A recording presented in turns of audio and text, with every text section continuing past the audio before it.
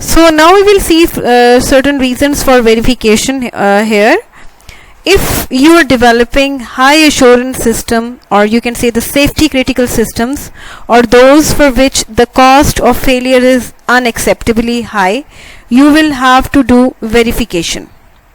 So basically अगर हम इस ऐसे पर्टिकुलर सिस्टम्स की डेवलपमेंट कर रहे हैं जिसमें हमें हाई एश्योरेंस रिक्वायर्ड है सिस्टम्स की, जस्ट लाइक अगर हम बात करते हैं अपने सेफ्टी क्रिटिकल सिस्टम्स की जिनमें एरर की चांसेस जो है वो अनएक्सेप्टेबल है, ठीक है. We can not bear a 0.001% error in these types of system which are basically safety critical systems for us. तो उनके लिए हमारे जो वेरिफिकेशन है वो परफॉर्म करना जो है वो बहुत ज़रूरी है. Or you will be taking unacceptable risks or perhaps imposing unacceptable risks on others. So basically अगर हम वेरिफिकेशन को नहीं परफॉर्म करेंगे तो उस सूरत में क्या होगा कि हमारा जो पर्टिकुलर सॉफ्टवेयर है या जो प्रोजेक्ट है उसमें डिफरेंट तरह के रिस्क्स के अराइज होने के चांसेस बढ़ जाएंगे, ठीक है, उसके फेलियर के चांसेस बढ़ जाएंगे. But every project of any reasonable scope will benefit by the right amount of verification. अब जरूरी नहीं है कि अगर हम सेफ्टी क्रिटिकल सिस्टम्स है हमारे पास तो हमने सिर्फ उनके लिए वेरिफिकेशन प्रोसेस को परफॉर्म करना है. It is important for us कि हर तरह का जो प्रोजेक्ट है उसके लिए हम रीजनेबल लेवल ऑफ सेटिस्फेक्शन के लिए हम जो है वो वेरिफिकेशन प्रोसेस को परफॉर्म करें. और ये किस पे बेस कर रहा हो, ये हमारी रिटर्न ऑन इन्वेस्टमेंट एनालिसिस पे बेस कर रहा हो. सो हर तरह का प्रोजेक्ट जो हम जिसकी डेवलपमेंट हम करेंगे उसमें वेरिफिकेशन का होना बहुत ज़रूरी है, ठीक है. अगर हम ख़ास तौर पे ऐसे प्रोजेक्ट्स जो हमारे सेफ्टी क्रिटिकल सिस्टम्स है जिनमें एरर्स को हम जो है वो हम किसी भी तौर पे एक्सेप्ट नहीं कर सकते, तो उसके लिए ज़रूरी है कि हर स्टेज के ऊपर हम जो है डिटेल लेवल पे जो है वेरिफिकेशन प्रोसेस को परफॉर्म करें, ये देखने के लिए कि जो हमारा प्रोडक्ट है वो यूज़र की राइट रिक्वायरमेंट्स को मीट कर रहा है, ठीक है, और किसी भी तरह के जो फ्यूचर प्रॉब्लम है उसका कॉज नहीं बन रहा. Confirm that the development results are correct. So basically हमने कंफर्म ये करना है वेरिफिकेशन के थ्रू कि जो तमाम डेवलपमेंट रिजल्ट्स हैं वो करेक्ट हैं.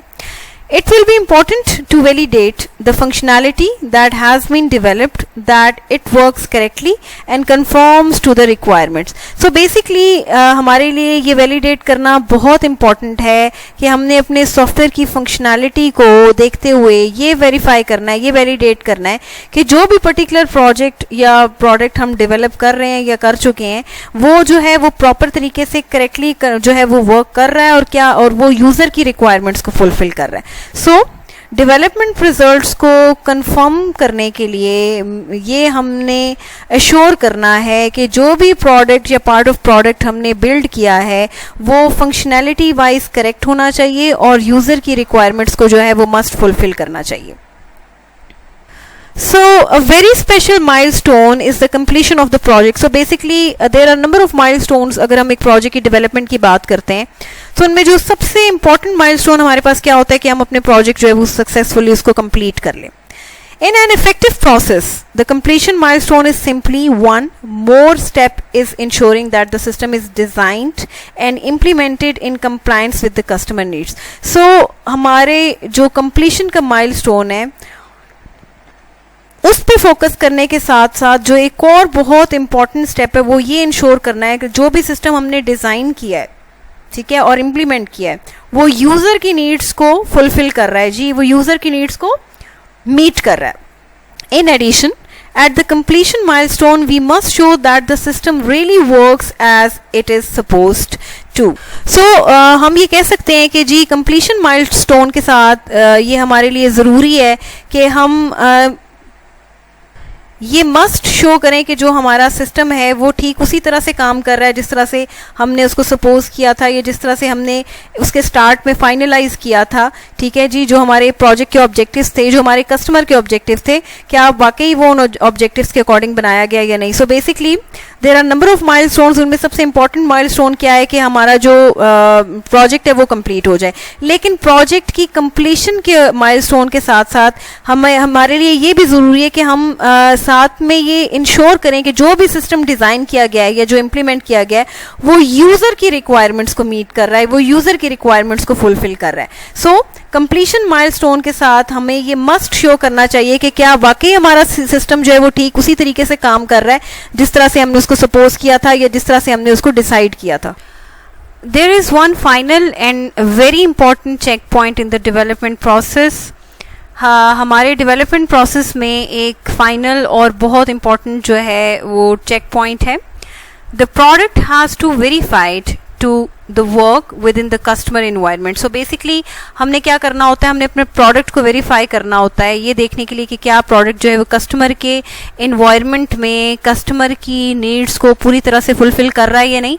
And the customer has to like the product enough to accept the result. So basically हम यहाँ पे ये देखेंगे कि उन रिजल्ट्स को देखते हुए, प्रोडक्ट की आउटपुट को देखते हुए कि क्या हम ये जो है एनालाइज करते हैं कि क्या कस्टमर जो है उस प्रोडक्ट को एक्सेप्ट करेगा एज अ फाइनल रिजल्ट और not. The bottom line is that the customer must be happy when the project is over or at least not too unhappy. So basically जो हमारा main purpose होता है वो ये होता है कि जो कस्टमर है वो मस्ट हैप्पी होना चाहिए उस पर्टिकुलर प्रोडक्ट से जो आपने अभी कंप्लीट किया, और एटलीस्ट जो है वो उसमें वो अनहैप्पी नहीं होना चाहिए. मीन्स के जो भी फाइनल प्रोडक्ट हम लोग बिल्ड करेंगे उस फाइनल प्रोडक्ट को वेरीफाई किया जाएगा कस्टमर के एनवायरनमेंट में ये देखने के लिए कि क्या वो यूज़र की रिक्वायरमेंट्स को फुलफिल कर रहा है या नहीं कर रहा, क्या वो यूज़र की नीड्स को ठीक तरह से सेटिस्फाई कर रहा है या नहीं कर रहा.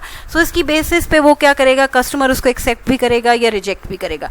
सो बेसिक जो गोल होता है वो ये होता है कि कस्टमर जो है वो हैप्पी होना चाहिए जब हमारा प्रोजेक्ट जो है ओवर हो जाए. ठीक है, जब वो उसके फाइनल प्रोडक्ट को या हमारे जो फाइनल रिजल्ट है उसको जब वो यूज़ करे तो वो अनहैप्पी नहीं होना चाहिए. At least there should be some science कि वो उसने प्रोडक्ट को प्रॉपर तरीके से एक्सेप्ट किया है और वो उसकी नीड्स को फुलफिल कर रहा है. Validating the development work has two important aspects.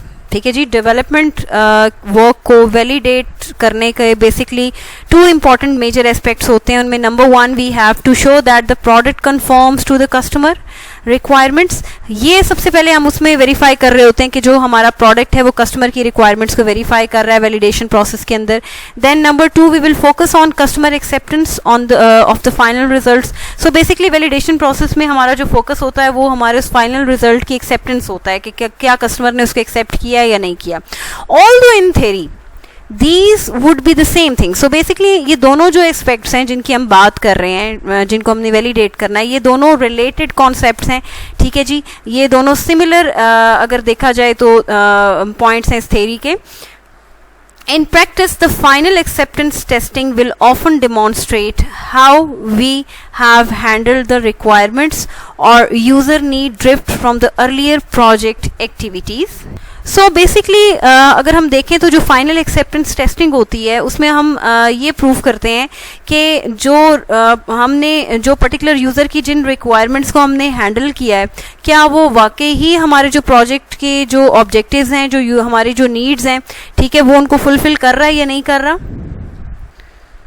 Just as for verification, we also need a way to make sure that our validation or testing time and resource investments are cost effective. इसी तरह से हम verification process में हमें ये भी focus करना चाहिए, हमें ये श्योर करना चाहिए कि हमारी जो वैलिडेशन या जो टेस्टिंग वैलिडेशन की जो प्रोसेस है या जो हमारा टेस्टिंग टाइम है या जो रिसोर्स इन्वेस्टमेंट है का जो प्रोसेस है वो कॉस्ट इफेक्टिव है या नहीं है.